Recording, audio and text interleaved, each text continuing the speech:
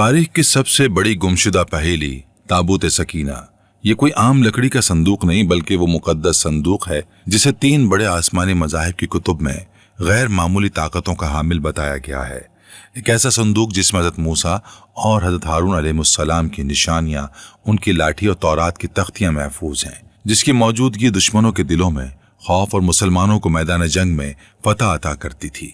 मगर हजारों साल पहले ये संदूक अचानक गायब हो गया और उसके बाद से आज तक दुनिया की सबसे बड़ी ताकतें इसे पागलों की तरह तलाश कर रही हैं। बिस्मिल्लाहिर्रहमानिर्रहीम। अस्सलामु अलैकुम रहमतुल्लाहि व बरकातुहू। नाज़रीन, क्या आप जानते हैं कि इस दुनिया में एक ऐसा मुकद्दस संदूक भी है जिसके बारे में तीनों बड़े आसमानी मज़ाहिब इस्लाम, यहूदियत और ईसाइयत ये यकीन रखते हैं कि इसमें आसमानी ताकतें छुपी हुई हैं। क्या आपने कभी सोचा कि अगर हजारों साल से गुमशुदा वो मुकद्दस संदूक जिसे ताबूत सकीना कहा जाता है आज ईरान जैसे मुल्क के हाथों लग जाए तो दुनिया में क्या बड़ी तब्दीलियां आ सकती हैं। आज के इस वीडियो में हम आपको ऐसे राजों, ऐसे इंकशाफात और ऐसी तारीखी हकीकतों से आगाह करेंगे जिन्हें बहुत से लोग जानते हुए भी छुपाते हैं। इस वीडियो में आप ये भी जानेंगे कि ताबूत सकीना असल में क्या था और वो अचानक कहाँ गायब हो गया, इसराइल इसे क्यों पागलों की तरह तलाश कर रहा है, आखिर ये कैसे मुमकिन हुआ कि अब इस मामले में ईरान का नाम सामने आ रहा है, इमाम मेहदी अलैहिस्सलाम, बहीरा तिब्रिया का खुश्क होना और दुनिया के मुस्तकबिल के हैरानकुन वाक़यात किस तरह इस ताबूत से जुड़े हुए हैं, और आखिर में कुछ ऐसे साइंसी नजरियात भी आपके सामने पेश किए जाएंगे जो आपको सोचने पर मजबूर कर देंगे। ये सिर्फ एक वीडियो नहीं बल्कि हजारों साल पुरानी एक गुमशुदा सच्चाई का सफर है। ताबूत सकीना, एक मुकद्दस और तारीखी हकीकत। नाज़रीन गिरामी, आइए सबसे पहले ये समझते हैं कि ताबूत सकीना दरअसल है क्या। ये कोई आम लकड़ी का संदूक नहीं है बल्कि एक ऐसा मुकद्दस आसमानी तोहफा था जिसे अल्लाह ताला ने अपने पैगंबरों के जरिए बनी इसराइल की रहनुमाई और फतह के लिए अता फरमाया। कुरान और बाइबल में इसका जिक्र तफसील से मौजूद है और ये बनी इसराइल की रूहानी और मादी ताकत का सबसे बड़ा निशान था। मुफस्सिरीन और मौर्रिखीन के मुताबिक ये ताबूत तकरीबन 4 फुट लंबा, 2.5 फुट चौड़ा और 2.5 फुट ऊंचा था। इसे शतीम नामी खास और मजबूत लकड़ी से बनाया गया था। ये लकड़ी आज के बबूल या कीकर की तरह समझी जाती है और इसमें खास किस्म की मजबूती थी। इस ताबूत को अंदर और बाहर से खालिस सोने की ताहों से सजाया गया था जो इसकी अजमत और रूहानी हैसियत को जाहिर करता है। सोने का इस्तेमाल सिर्फ खूबसूरती के लिए नहीं था बल्कि ये खास रूहानी तवानाई को महफूज करने और उसे एक खास मैदान में रखने का काम करता था। इस ताबूत के ऊपर एक सुनहरी ढक्कन लगाया गया था जिसे रहमत की कुर्सी, जिसे मुर्सी सीट कहा जाता था। उस ढक्कन पर 2 फरिश्तों के मुजस्समे कंधा हैं जिनके पर फैले हुए थे।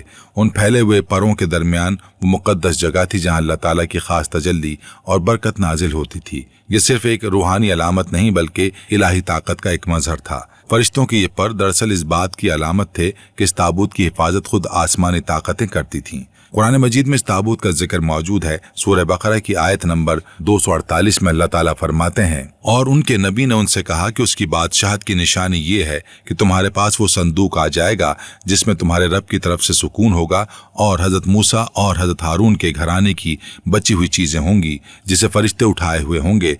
बेशक उसमें तुम्हारे लिए बड़ी निशानी है अगर तुम ईमान वाले हो। ये कोई मामूली बात नहीं। इतनी मुकद्दस किताब में किसी चीज का जिक्र होना खुद इसकी अहमियत की सबसे बड़ी दलील है। बनी इसराइल इस ताबूत को अपने साथ मैदान जंग में ले जाया करते थे। उनका ये पुख्ता अकीदा था कि जहां ये ताबूत होगा वहां अल्लाह की मदद और फतह नाजिल होगी। हकीकत भी यही थी कि जिस जंग में ये ताबूत उनके साथ होता वो दुश्मनों पर गालिब आते थे। वो अपने पैगंबरों और बादशाहों के सामने इस ताबूत को रखते, उसके करीब बैठकर दुआएं मांगते और अल्लाह की मदद तलब करते थे।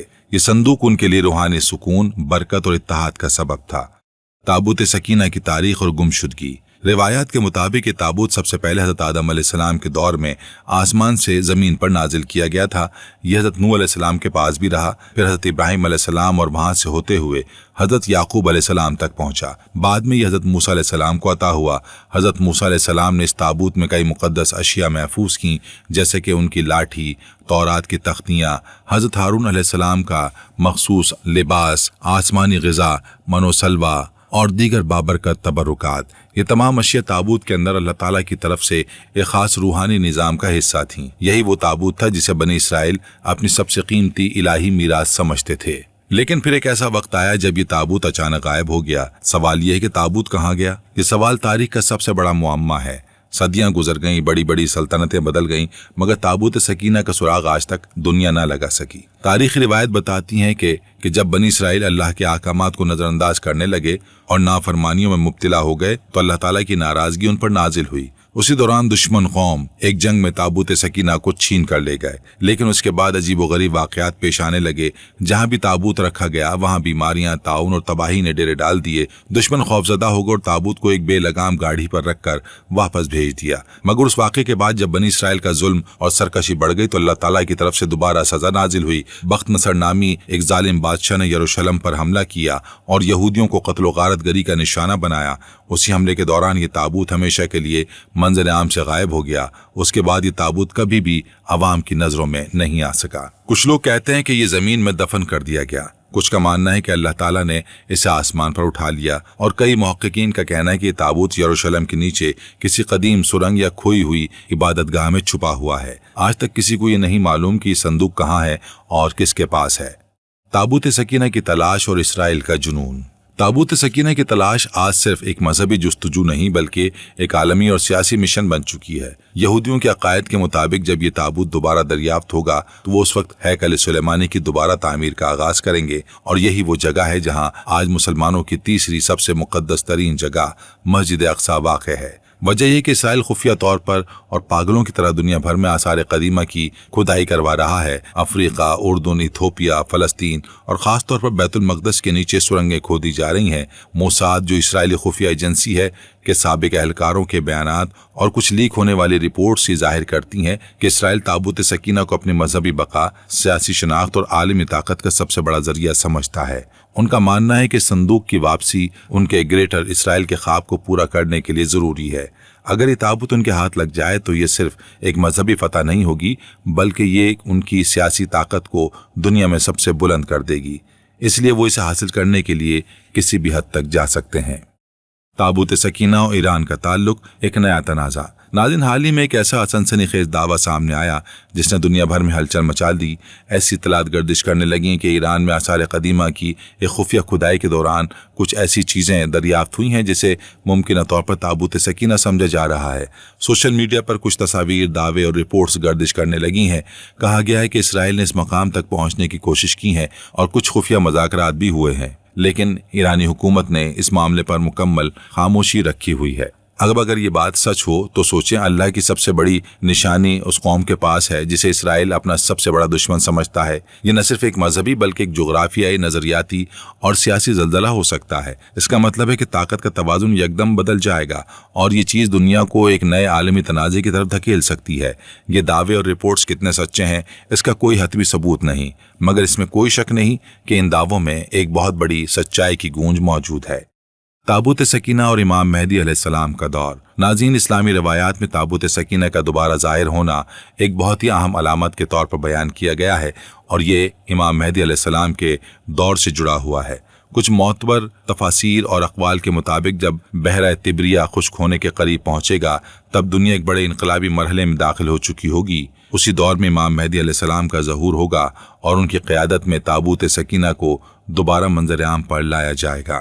یہ تابوت پھر ایک بار اللہ کی طرف سے ہدایت، نصرت اور روحانی طاقت کی علامت کے طور پر ظاہر ہوگا، اور یہی وہ لمحہ ہوگا جب حق اور باطل کے درمیان آخری اور فیصلہ کن معرکہ برپا ہوگا۔ کچھ علماء کا کہنا ہے کہ تابوت کا ظاہر ہونا ایک واضح نشان ہوگا کہ اب دنیا کی باغ ڈور اہل حق کے ہاتھ میں آنے والی ہے، جیسا کہ ہمیشہ کہا جاتا ہے کہ یہ سب اللہ ہی بہتر جانتا ہے۔ سائنسی نظریات اور سوچنے پر مجبور کرنے والی حقیقتیں۔ ناظرین، تابوت سکینہ کے متعلق صرف مذہبی نہیں بلکہ کچھ سائنسی نظریات بھی سامنے آ چکے ہیں جو مزید تجسس اور حیرت پیدا کرتے ہیں۔ کچھ سائنسدانوں اور ماہرین آثار قدیمہ کا ماننا ہے کہ یہ تابوت دراصل ایک قدیم الیکٹرو میگنیٹک آلہ ہو سکتا ہے، ایک ایسا طاقتور صندوق جس میں کوئی خاص توانائی محفوظ تھی، شاید ریڈیشن، اسٹیٹک بجلی یا کوئی ایسی قوت جو انسان کے حواس اور ماحول پر اثر انداز ہوتی تھی۔ بائبل میں بھی ذکر ہے کہ جن لوگوں نے تابوت کو ناپاک نیت سے چھونے کی کوشش کی وہ فوراً ہلاک ہو گئے۔ کیا یہ کوئی سائنسی قوت تھی یا تابوت میں واقعی ایسی چیز محفوظ تھی جو جسم کو نقصان پہنچا سکتی تھی، یا یہ صرف ایک روحانی سزا تھی؟